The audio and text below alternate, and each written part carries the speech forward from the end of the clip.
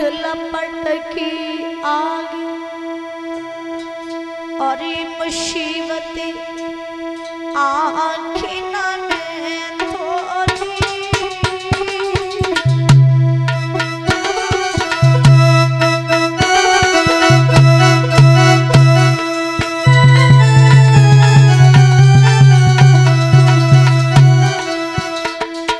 लेकर के चली मैया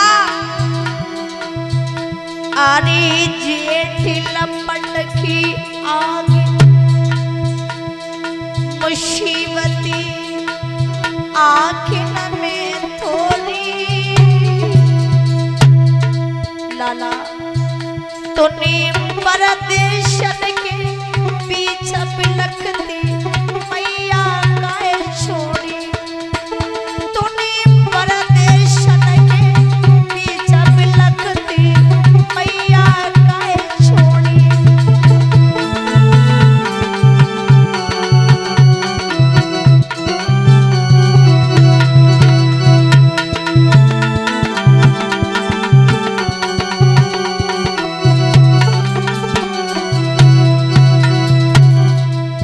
आरी लाश में दादा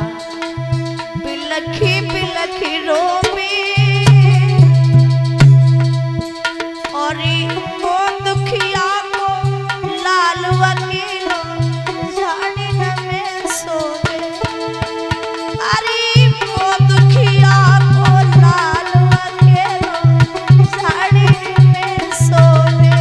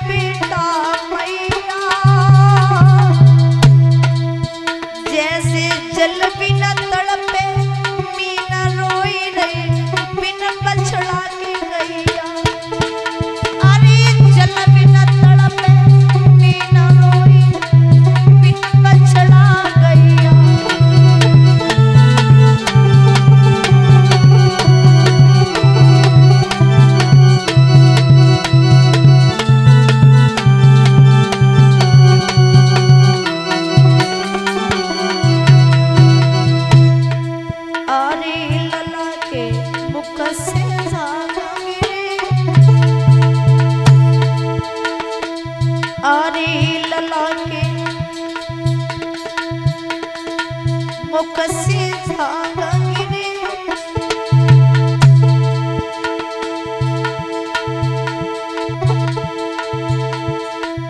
दादा आज बेटा कि जब लहस को लेकर के चली तो मुख से झाग गिरती जा रही है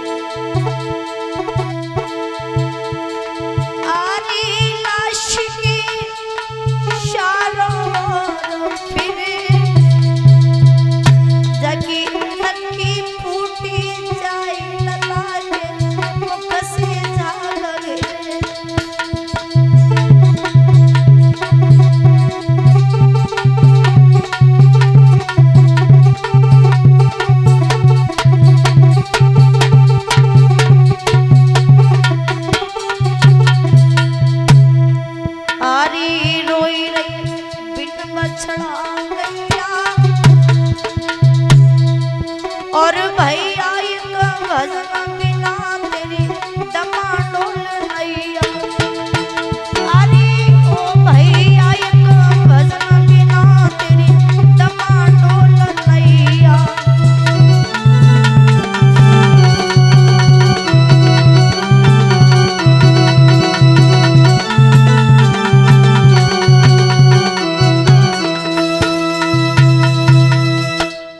मैया तारा अपने बेटा की लहस को लेकर के जैसे ही मरघट में जाकर के पहुंची और जब मरघट के बीच में जाकर के पहुंची है तो तारा लकड़ियों को इकट्ठा करने लगी एक चिता बनाई और जब चिता बनाई हरिश्चंद्र ने जैसे ही महाराज चहल पहल देखिए चले और जैसे ही महाराज लाश के पास में पहुंचे हैं, तारा की नजर अपने पति हरिश्चंद्र के ऊपर पड़ी। तारा ने हरिश्चंद्र को देखा है, महाराज आप? हरिश्चंद्र बोली, तारा तुम यहाँ क्या कर रही हो, मेरा बेटा कहाँ है? तारा बोली, महाराज बेटा, अरे बेटा हमें छोड़ करके जा चुका है, वो जिंदा नहीं है, वो मर चुका है, मैं उसका अंतिम संस्कार करवाने आई हूँ महाराज, बेटे का अंतिम संस्कार कर दो। हरिश्चंद्र बोले, ठीक है तुम्हारे बेटे का अंतिम संस्कार तो हो जाएगा, लेकिन तुम कुछ लेकर के आई हो, क्योंकि बिना कर लिए अंतिम संस्कार यहाँ पर नहीं होगा। तारा बोली, महाराज देने को मेरे पास में कुछ भी नहीं है, मेरे पास में टका नहीं है, और आप हमसे टका मांग रहे हो, आपको लज्जा नहीं आती है? अरे ये मेरा ही नहीं बल्कि आपका भी तो बेटा है। हरिश्चंद्र बोले, सुनो तारा, बिना कर लिए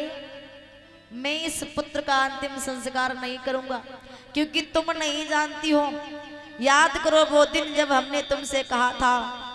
कि मेरे घड़ा को उठवा दो, तो तुमने क्या कहा था कि मेरा धर्म नष्ट हो जाएगा, और आज यदि मैंने बिना कर लिए तुम्हारे बेटे का अंतिम संस्कार किया तो मेरा भी धर्म नष्ट हो जाएगा। जब तक कर नहीं दोगी तब तक लाश का अंतिम संस्कार नहीं होगा। तो आधी साड़ी तो मैया ने कफन के रूप में दे दी थी, और आधी साड़ी कर के रूप में दे दी। मैया तारा वहां से गई, शर्म के कारण गांव के अंदर नहीं, गांव के बाहर एक सती मैया का मंदिर था, उस मंदिर में जाकर के छिप गई। उधर विश्वामित्र जी को फिर महाराज चैन नहीं पड़ा, कुछ मरे हुए बच्चों की लहस को लेकर के उसको काट पीट के बाद तारा के पास में मांस के टुकड़े डाल दिए, खून के छींटा तारा के मुख पर लगा दिए, और नगर में आवाज लगा दी, नगर के लोगों, नगर में एक डायन आ गई है जो बच्चों को मार करके खा रही है। जब ये खबर काशी में चारों तरफ फैल गई